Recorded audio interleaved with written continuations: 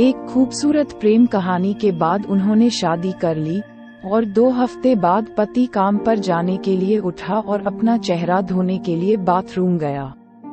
उसने आईने में देखा कि उसके चेहरे पर अलग अलग रंगों से कुछ शक्लें बनी हुई हैं। उसकी सीधी सादी बीवी, बचकाना और मासूम दिल रखने वाली, उसने सोते वक्त उसके चेहरे पर कुछ लिख दिया था। उसने इसे बड़े प्यार से अंजाम दिया था। वो उस पर हंसने के लिए तैयार थी। सुबह वह उसके पीछे दौड़ेगा, उसे पकड़कर उसके गाल पर चुटकी लेगा, फिर उसे कसकर गले लगाएगा और उससे कहेगा कि वो उससे बहुत प्यार करता है। फिर वो दोनों पूरा दिन उसके चेहरे पर हंसेंगे। उस बेचारी मासूम बीवी ने पिछली रात ही ऐसा सपना देखा था, लेकिन उसके पति ने गुस्से में अपना मुंह धोया और फिर किचन में कॉफी पीने के लिए चला गया, जो वह रोज सुबह पिया करता था।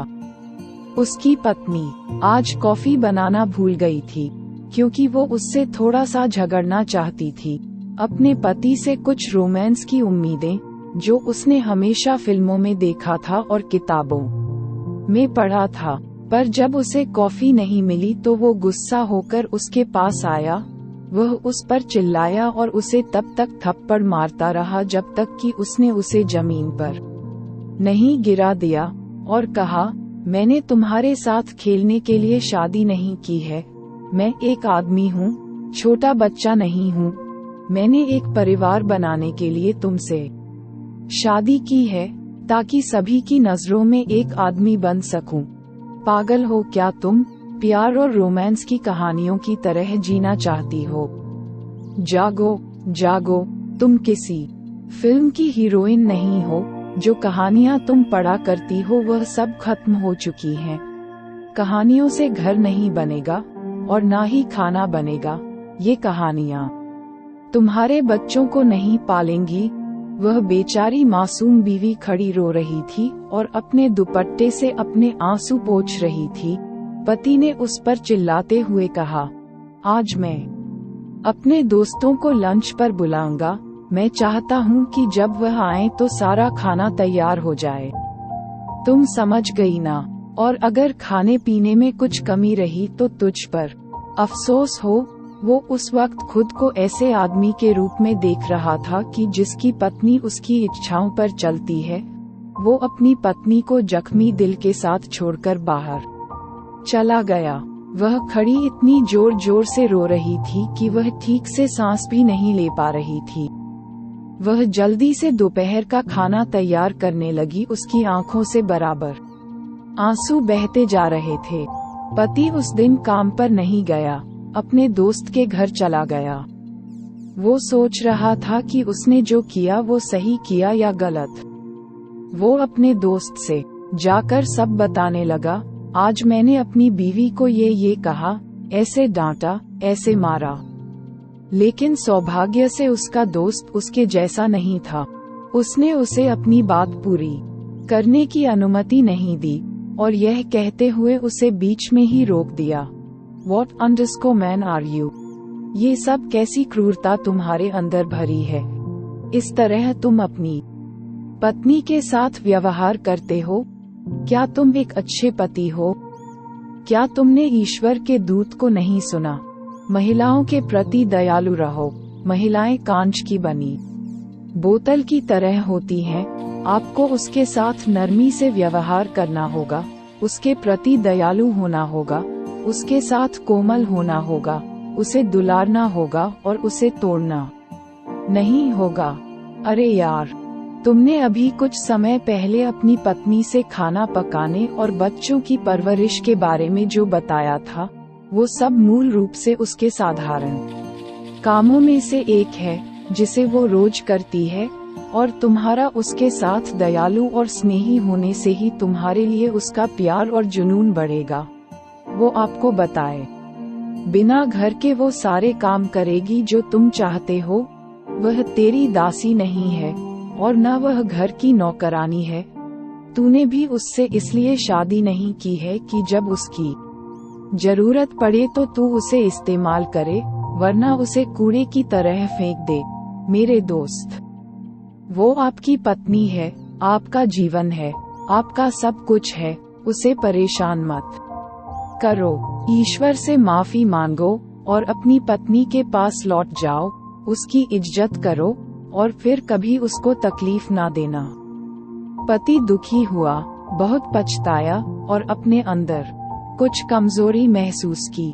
वो रो रहा था और अपने किए पर बहुत शर्मिंदा था और फिर उसने पत्नी को ये बताने के लिए फोन करने का फैसला किया कि उसने अपने दोस्तों के साथ दोपहर का लंच कैंसिल कर दिया है और वो घर आ रहा है। वो उसके साथ बैठकर खाना खाएगा। वो उसे बहुत याद कर रहा है। फोन की घंटी बजी, लेकिन उसने फोन नहीं उठाया। उसने वापस कॉल किया, लेकिन किसी ने जवाब नहीं दिया। उसने कहा, कोई बात नहीं, शायद वह कामों में व्यस्त है, इसीलिए वह फोन नहीं उठा सकी। वह घर लौटा, घंटी बजाई, लेकिन अंदर से कोई जवाब नहीं आया।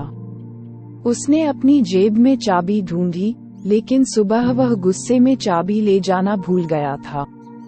उसने खुद से सवाल किया, वो क्या कर रही होगी।